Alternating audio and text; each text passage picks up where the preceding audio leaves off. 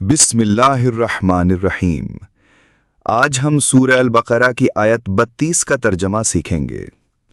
قالوا سبحانک لا علم لنا الا ما علمتنا انک انت العلیم الحکیم۔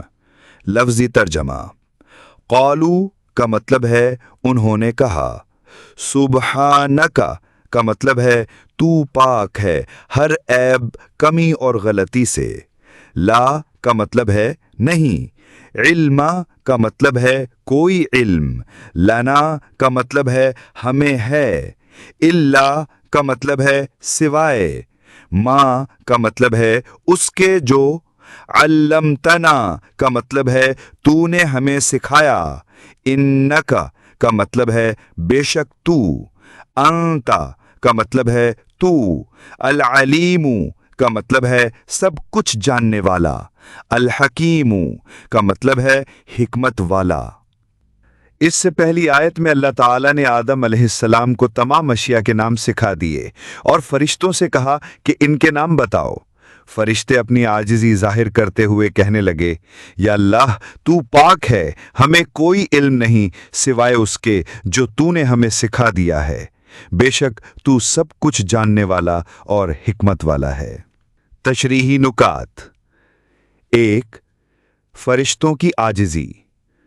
فرشتوں نے اعتراف کیا کہ علم ان کے پاس ذاتی طور پر نہیں بلکہ اللہ ہی نے جتنا دیا ہے اتنا ہی جانتے ہیں۔ 2. علم کا اصل ماخذ۔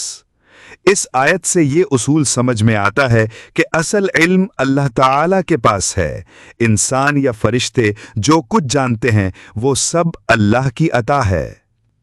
3. آدم علیہ السلام کی فضیلت۔ اللہ نے آدم علیہ السلام کو خاص علم دیا جو فرشتوں کے پاس نہیں تھا۔ اس سے واضح ہوا کہ اللہ نے انسان کو علم کے ذریعے فضیلت دی۔ 4. اللہ کی صفات۔ آخر میں فرشتوں نے اللہ کی 2 صفات بیان کیں، العلیم سب کچھ جاننے والا، الحکیم ہر کام حکمت کے ساتھ کرنے والا۔ سبق: بندے کو ہمیشہ عاجزی اختیار کرنی چاہیے اور یہ ماننا چاہیے کہ جو علم، عقل یا ہنر ہے وہ اللہ کی عطا ہے۔